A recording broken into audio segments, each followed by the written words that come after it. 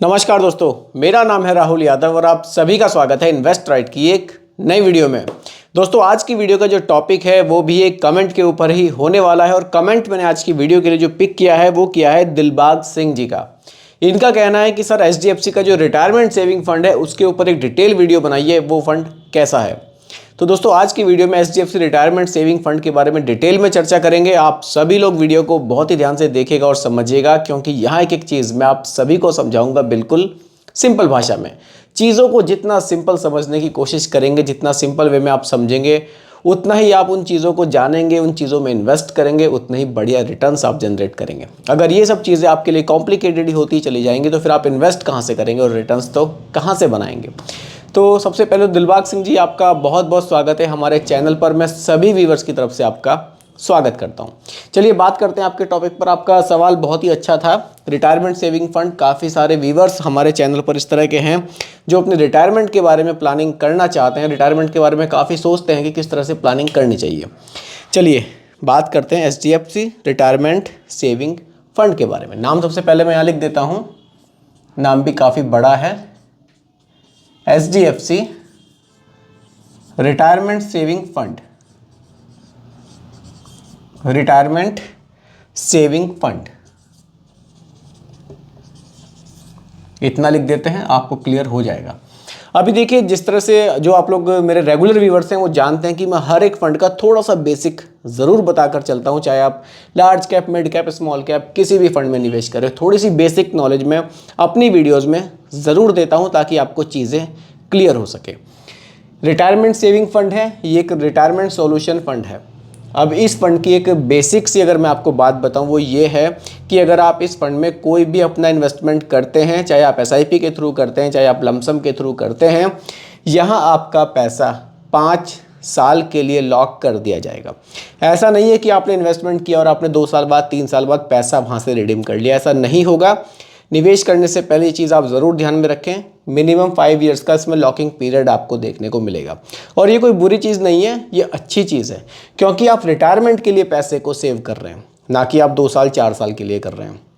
लेकिन एक इसमें आपको ऑप्शन ये भी मिल जाएगा, अगर आपकी एज, मान लीजिए आपकी एज 55 से ज़्यादा है और आप इस फंड में निवेश कर रहे हैं, तब आपका पैसा 5 साल के लिए लॉक नहीं होगा। तब आपका पैसा जो है आपको 60 की एज में दे दिया जाएगा। यानी कि 2 ऑप्शन है इसमें, या तो आप 60 की एज में पैसे को लें या फिर आप मिनिमम 5 ईयर्स तक उस पैसे को लॉक रखें। तो ये एक बेसिक सी नॉलेज थी जो इस फंड के बारे में आपको ज़रूर होनी चाहिए, क्योंकि मैं देखता हूँ नॉर्मली लोग फंड के बारे में जानकारी रखते हैं लेकिन ये कुछ बेसिक चीज़ें हमेशा मिस कर देते हैं। तो यहाँ ऐसा नहीं होगा, यहाँ आपको सारी चीज़ें क्लियरली बताई जाएंगी। तो दोस्तों, ये इसका एक बेसिक सा फंडा है एचडीएफसी रिटायरमेंट सेविंग फंड का। देखिए, वैसे तो आप किसी large cap, mid cap, small cap में कॉम्बिनेशन बना के खुद से भी इन्वेस्टमेंट कर सकते हैं, अपने रिटायरमेंट की प्लानिंग आप कर सकते हैं, लेकिन यहाँ आपको डायरेक्टली एक सॉल्यूशन मिल जाता है रिटायरमेंट के लिए। और फंड के नाम में रिटायरमेंट जुड़ने से थोड़ी सी हमारे भाव भी उस फंड के साथ जुड़ जाते हैं कि यार ये मेरे रिटायरमेंट के लिए स्पेशली फंड है, इसको तो मैं बीच में रिडीम नहीं करूँगा, 60 की एज में ही ये पैसा मैं अपने काम में लेकर आऊँगा, तभी मैं इस पैसे को रिडीम करूँगा। इस तरह से सोचेंगे तो लॉन्ग टाइम के लिए निवेश करेंगे तो वाकई ये फंड आपको फ्यूचर में अच्छे बेनिफिट्स बनाकर दे सकता है।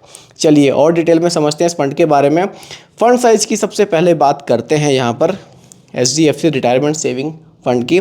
फंड साइज़ काफ़ी बढ़िया है, 4830 करोड़ का, 4830 करोड़ रुपए का फंड साइज़ हमें देखने को मिल जाता है। एक्सपेंस रेशो की बात करूं, 0.68% का एक्सपेंस रेशो देखने को मिल जाता है। अब आ जाते हैं होल्डिंग्स पर।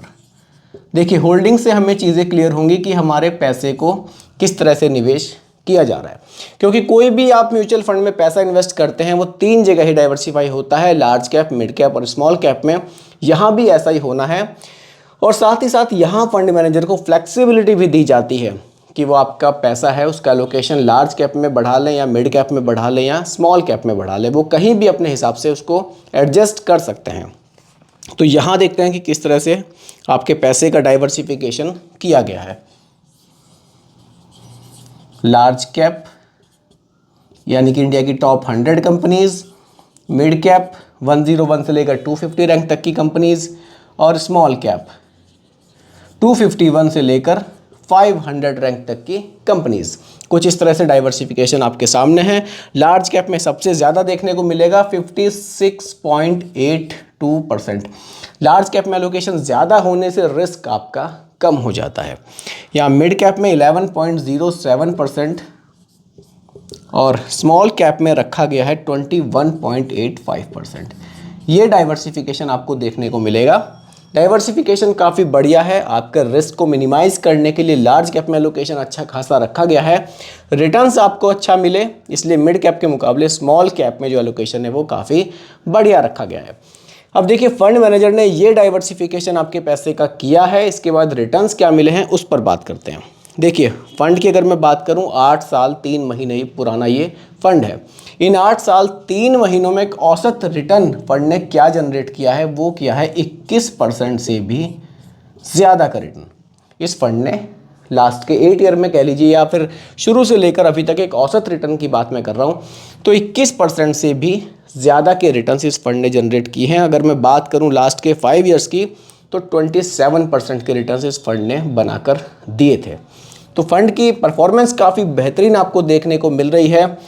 जो डाइवर्सिफिकेशन है वो काफ़ी बढ़िया है। और अगर आपकी ये जब भी मानकर चलते हैं कि 40 के आसपास की है या 45 की, आप अपने एज के अकॉर्डिंग यहाँ पर कैलकुलेशन कर सकते हैं और आप अपने रिटायरमेंट के लिए थोड़ा सा सोच रहे हैं कि मैं कुछ पैसा इन्वेस्ट करूँ, तो आप इस तरह से निवेश अपना कर सकते हैं। अब बात कर लेते हैं एक एग्जाम्पल के थ्रू समझने की। अगर हम यहाँ 4,000, 5,000, 6,000 रुपये महीना की कोई SIP के थ्रू इस फंड में निवेश करते हैं तो कितने रिटर्न्स जनरेट किए जा सकते हैं। देखिए मानकर चलते हैं हम कि आप बहुत ज़्यादा नहीं, अगर 5,000 रुपये महीना भी निवेश करते हैं, 5,000 रुपीज़ पर मंथ का निवेश आप इस फंड में करते हैं।